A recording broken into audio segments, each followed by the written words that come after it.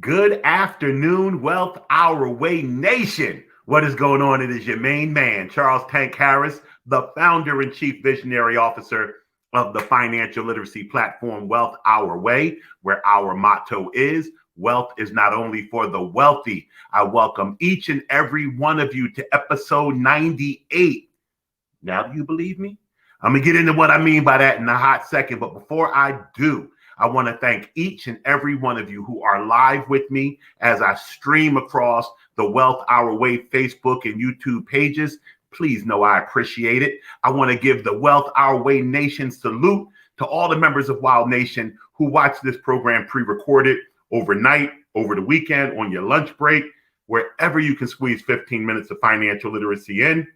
And our heartfelt how are you to the good folks on the Life 101 platform who listen to the audio recording of this very here program. What is your boy talking about? We got a fresh new week. Where I'm at in Jersey, the weather's going to be mid to high 60s all week. I rode the Harley this weekend. I'm going to ride it some more this week before I put her up for the winter months. But, you know, I got a inbox from the Wild family member, my good TU alum and sister, Tamiko Richardson. She keeps me up on my toes, always sending me a good article to read here or there. Sent me something from BloombergNews.com regarding the new savings bond rates.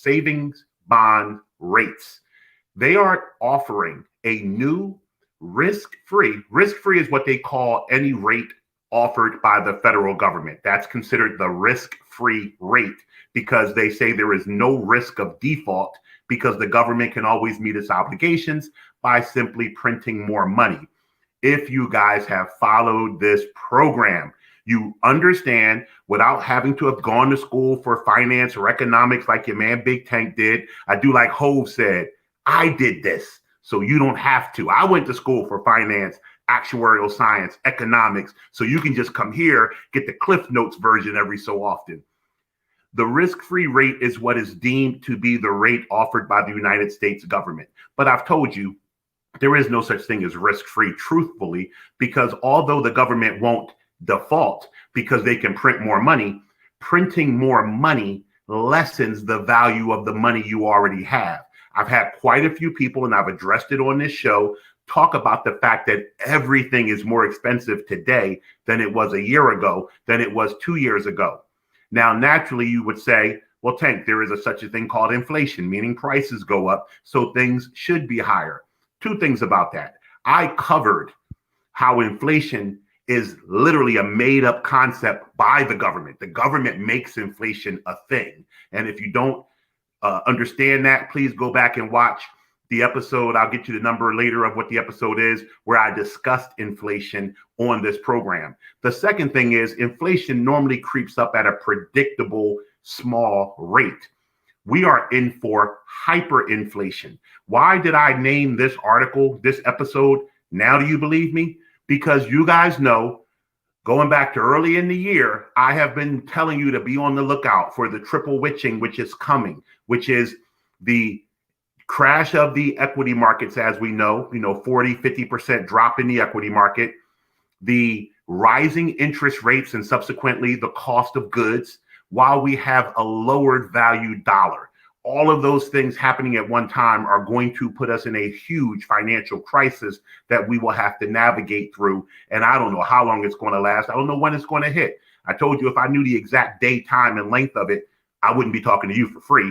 I'd be getting billions of dollars from somebody. But I am telling you it's coming. And I'm not one of those negative Nancy type of people or negative Ned type of people who are always talking about the end is coming. That's not my hustle.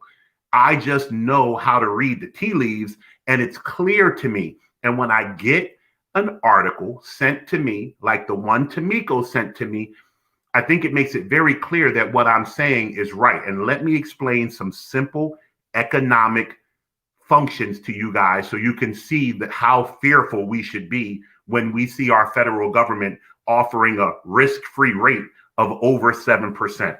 So talking again about the risk-free rate, we are deemed to have a stock market and a bond market that have inherent risk in them. The risk is that the prices go up and down. There are no guarantees that you will even get a return in the stock market. No guarantee that you will get a return in the bond market, which is why the return that you expect is higher than the risk-free rate. That makes sense. There is an inverse relationship between risk and reward. The more risk we take, the higher we expect our reward to be. So if we're in the stock market that is measured by the S&P 500, and we have historically seen the S&P 500 return basically 10% a year with dividends and short-term capital gains being reinvested over the last 100-year period, 10% is pretty much what we can hang our hat on. That's a risk-adjusted return. That's a return that we get given the amount of risk that we want to take for that market. Now think about it.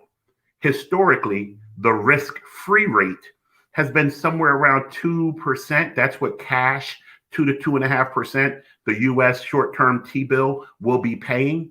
Now they are raising that rate to 7%, 7.15 or something crazy like that. You can look at the Bloomberg article for yourself. Use your brain for a moment. If I told you you have to take a certain amount of risk to get 10%, or you can take zero risk and get 7.1%, what would you do? I'll wait. The vast majority of people, and let's talk about the bond market for a minute. The bond market has historically returned 5%, and there's risk in the bond market. There's probably about 52 to 60% of the risk that is in the stock market, the bond market possesses. Well, now you have that risk in the bond market historically paying you 5 to 5.5%, or you can go risk-free for 7.1%. What are you going to do? If people were to flood the money into this offering, which why do people offer bonds? Because they are trying to raise money. Let's not forget the building blocks of what economics is. I offer you a bond. It's me borrowing money. I want to borrow money and I have to pay you a rate to borrow the money. The less attractive I think I am, the more rate I have to give you when I go to borrow the money.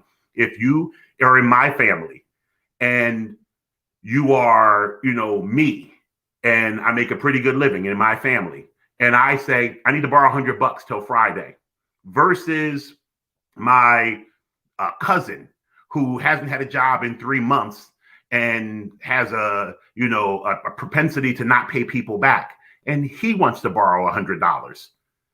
If you were going to give each of us $100, who would you ask for a higher return? Who is the riskier person? My cousin. So you're going to ask for more money. The fact that the United States government feels as though it has to make the risk-free rate over 7% should tell you what the United States government thinks of itself right now. So a lot of people online, the chatter is, hey, cryptocurrency is killing the United States and other governments, other centralized governments.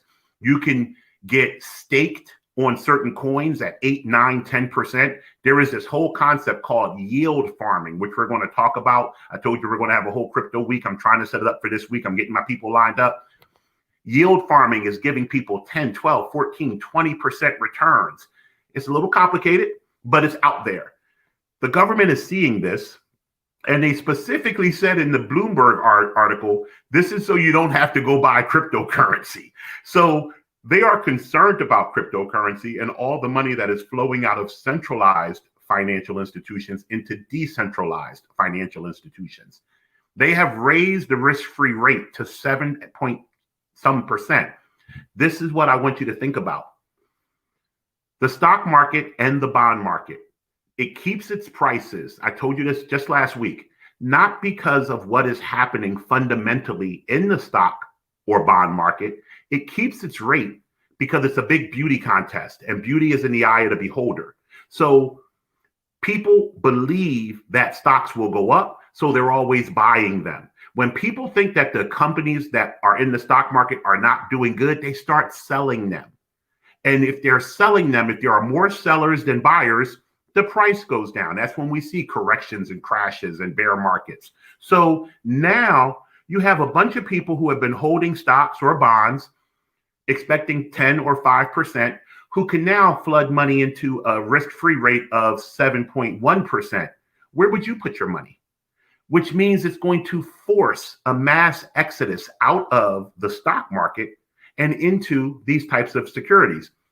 Before you completely jump off the bridge and panic, the last line of the article does say that they are limiting people's investments to $15,000 into these savings bonds. So wealthier people who have large portfolios, they can't liquidate their portfolio and buy all these bonds because you can only put $15,000 in it.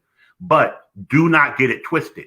At $15,000 a pop, enough people go buy these bonds, it's going to have a cash exodus effect on the market and thus push prices down further.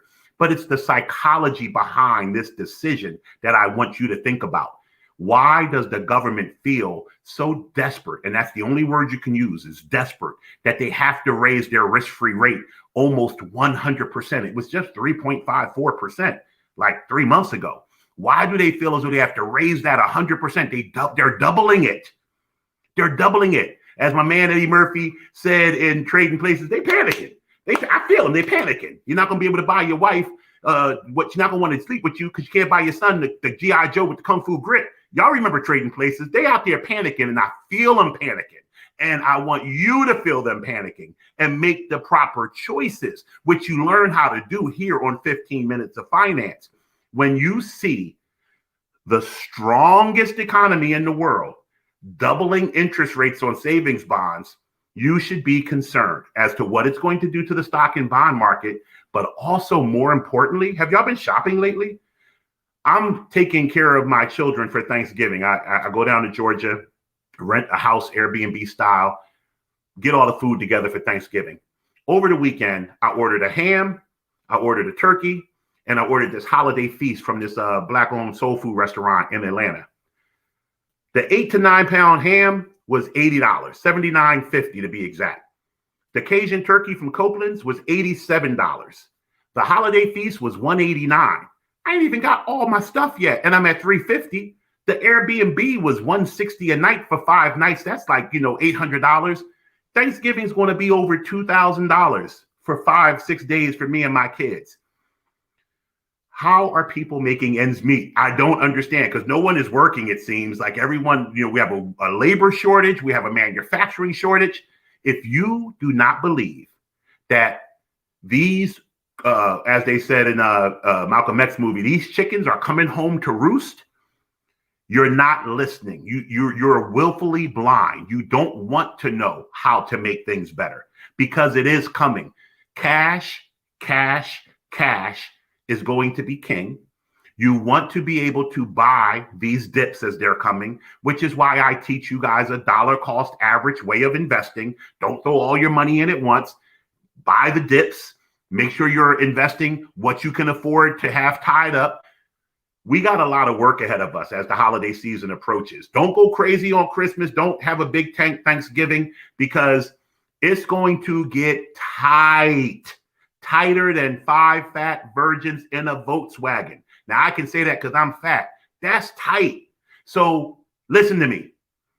15 minutes of finance every day. We're going to keep you right, get you right, make it right. But panic is amongst us. It's coming.